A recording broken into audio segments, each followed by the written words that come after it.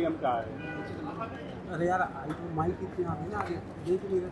देखिए प्रधानमंत्री जी को ऐसी बातें कहनी है तो फिर पूरा हालात क्या है देश के और क्यों कहना पड़ा, तो तमाम बातें स्पष्ट होनी चाहिए देशवासियों के सामने। खाली उन्होंने कह दिया भाई सोना मत खरीदो या विदेश मत जाओ, उसकी आलोचना ही बहुत हो रही है और मीडिया वाले आलोचना कर रहे हैं। तो मेरा मानना है कि राहुल जी ने जैसा कहा उनको गंभीरता से लेना चाहिए कि वो नेता प्रतिपक्ष है और वो कहते हैं तो सोच समझ के कहते हैं वो बात।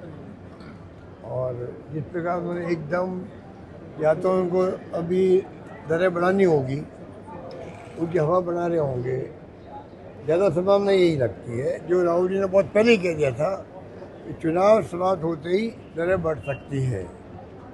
भूमिका के रूप में मैं देखता हूँ उसको, भूमिका बांधी है प्रधानमंत्री जी ने और उस रूप में मैं देखता हूँ उसको। बाकी मालूम पड़ जाएगा क्या स्थिति बनती है, तो स्थिति स्पष्ट करनी चाहिए।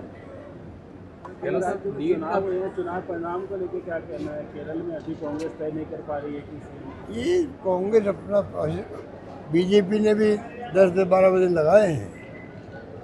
राजस्थान में क्या हुआ था, कितने दिन लगाया था। ये दूसरी पार्टी में क्या प्रोसेस एडॉप्ट कर रहे हैं उसमें कोई टिप्पणी करने का किसी को अधिकार नहीं। और बाकी बंगाल में जो कुछ होगा वो एक प्रकार से इतिहास में कलंक के रूप में माना जाएगा। पूरे इतिहास के अंदर बंगाल में जो कुछ भी तरीका अपनाया गया, जिस रूप में धन बल का प्रयोग, पूरे मुल्क में तो जब चुनाव होते हैं तो करीब 3.5 लाख लोग लगते हैं, KSF के या जो पुलिस वाले होते हैं पूरे देश के अंदर। और पूरे बंगाल में 2.5 लाख लगा दिए चुनाव में, असेंबली के अंदर। SIR के रूप में 90 लाख से 27 लाख आ गए। 27 लाख लोगों का कन्फर्म हो गया, ये जिंदा भी है, वोट देने का अधिकार रखते हैं। उसके बाद में उनका वोट नहीं पड़ पाया, तो ये कितनी बड़ी दुर्भाग्य की बात है। एक भी अधिकारी को आप कैसे, एक भी वोटर को कैसे हवाला कर सकते हो। और मैंने पहले भी कहा कि अगर ऐसी स्थिति बनी, चुनाव पोस्टपोन करना चाहिए। सर नीट के एग्जाम में गड़बड़ी की बात, चुनाव 27 लाख लोगों का फैसला होना चाहिए। तो इस प्रकार का जो चुनाव है ना, ये डेमोक्रेसी के हत्या के बराबर है। देश नहीं दुनिया में इसकी आलोचना हो रही है। अगर यही तरीका अपनाए जाएंगे तो फिर विपक्ष का मतलब क्या रह जाएगा। इसका मतलब मोदी जी बोलते थे पहले विपक्ष या कांग्रेस मुक्त भारत पहले बोलते थे, फिर कहने लगे विपक्ष मुक्त भारत। तो अगर विपक्ष ही नहीं रहेगा तो फिर आप सोच सकते हो देश में क्या होगा। अभी देशवासी समझ नहीं पा रहे, वो सब शांत है, पूरा देश शांत है। हिंदू धर्म के नाम पर जो राजनीति कर रहे हैं, हम लोग हिंदू नहीं है क्या? हिंदू कौन सा सब इनको वोट देता है? हिंदू कौन सा वोट इनको देता है भाई? 100 वोट पड़े हैं चुनाव में 2014 के अंदर। 100 वोट में से 31 वोट पड़े हैं मोदी जी को, बीजेपी को। इसका मतलब क्या हुआ? 70 वोट तो खिलाफ पड़े थे कम से कम। यही तो बात हुई, और क्या हुई? तो क्या जो 31% वोट आए खाली सब हिंदुओं का है क्या? सब हिंदू ने, जो 70% वोट नहीं पड़े हैं उसमें हिंदू नहीं है क्या?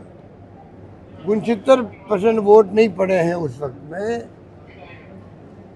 बीजेपी खिलाफ पड़े वोट, तो 69% वोट उसमें अधिकार हिंदू है ना, तो हिंदू ने वोट इनको कहाँ दिया है? बाद में 36% हो गए। कहने का मतलब ये कि इस प्रकार की जुमलाबाजी करके जो भड़का रहे लोगों को भ्रमित कर रहे हैं, और बंगाल में कमाल ही कर दिया। जिस प्रकार से इन्होंने जो है लेवल प्लेइंग फील्ड की धज्जियां उड़ाई है, बराबरी का कोई रखा ही नहीं, मापदंड नहीं रखा TMC के साथ में। और TMC वालों ने कोई गलती करी उसका नहीं घुसने। बीजेपी को घुसने का श्रेय किसी को जाता है तो जाता ममता बनर्जी को, पूरी पार्टी को। पर क्योंकि हमारा टारगेट बीजेपी है, क्योंकि ये सांप्रदायिक पार्टी है, ये अगर युवा पीढ़ी नहीं समझेगी, आज नहीं समझेगी तो तकलीफ आएगी बाद में। वो डेमोक्रेसी का जिंदा रहना सबसे बड़ा आवश्यक है, तभी वो गरीब का मान सम्मान कायम रहेगा, आम आदमी का अधिकार कायम रहेगा। अगर लोकतंत्र नहीं बचेगा तो क्या होगा, कल्पना कर सकते हैं कोई क्या? सर विपक्ष का विश्वास आपको लगता है कि एकजुट होना चाहिए इंडिया गठबंधन को वापस से बिल्कुल, इंडिया गठबंधन को मजबूत बनाना चाहिए और वक्त आ गया है बीजेपी बनाम ऑल पार्टीज, बीजेपी बनाम ऑल पार्टीज को एक होना चाहिए, निजी स्वार्थ छोड़ने चाहिए, रीजनल पार्टी हैं उनको भी आगे आना चाहिए, सबको निजी स्वार्थ छोड़ के देश को बचाने का सवाल है। अब ये खाली कांग्रेस बीजेपी की बात नहीं रही है, बंगाल की बात नहीं रही है, ये पूरे मुल्क को बचाने का सवाल है। पूरे मुल्क की जो लोकतंत्र परंपरा हमारी है, जिसका पूरा दुनिया में एक नाम है, उसकी धज्जियाँ उड़ रही है, ये बहुत खतरनाक है। इसलिए बीजेपी के सामने तमाम पार्टियों को एकजुट होना चाहिए।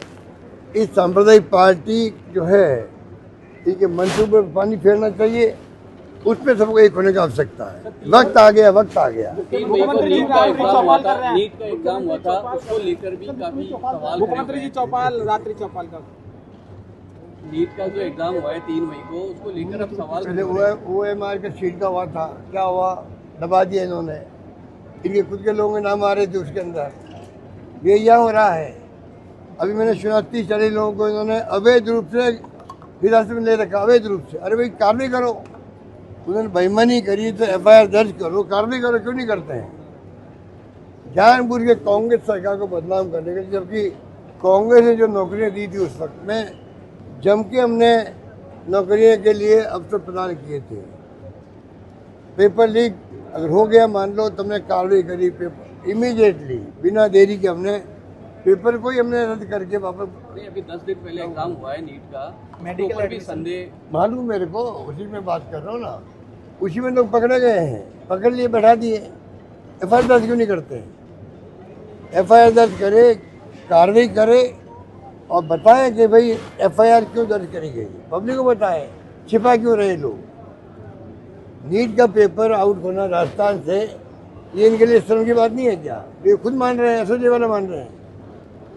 जेल भेज दिया सर, आगे मामले चल रहे। मैंने उसके बारे में बोल चुका हूँ मैं कि 5 बजे सुबह जाके उठा के ले आए, वो कौन भाग रहा था क्या? वो ED ने बुलाया उनको, ED के बाद गए, 2-3 दिन उनकी पूछताछ करी, अरेस्ट कर लिया।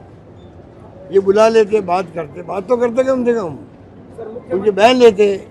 अब इमीडिएटली इस प्रकार से धमकाओगे, डराओगे, तो ये नहीं भूलना चाहिए कि ये सत्ता में कोई परमानेंट नहीं रहने वाले लोग, इनको गलतफहमी है।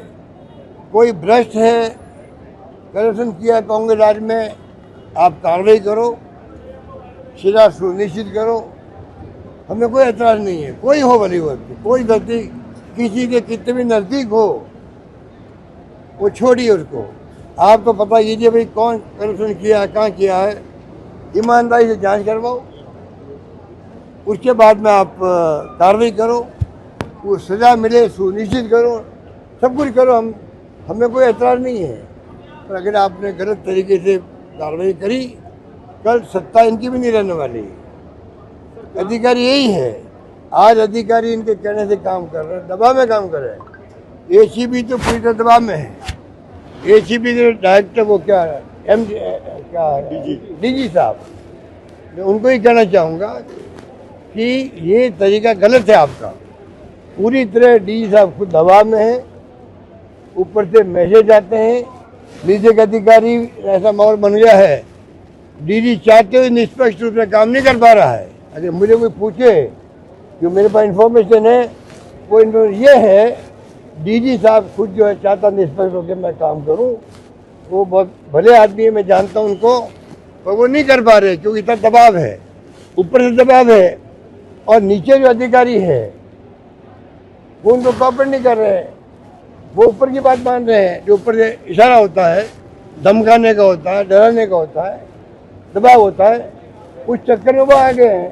तो DG अकेला क्या करे, बहुत स्थिति खराब है।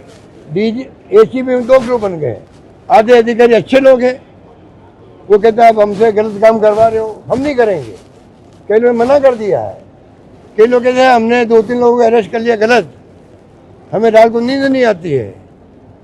अगर कोई ऐसे अधिकारी वहाँ बैठे हो जो कहते हैं कि आपने हमसे गलत काम करवा दिया है, 3 लोग अरेस्ट किया, 2 को किया, 1 को किया, गलत किया हमने, हमें रात को नींद नहीं आती है, ये स्थिति बन जाए किसी एसीपी की, आज तक मैंने कभी नहीं देखी।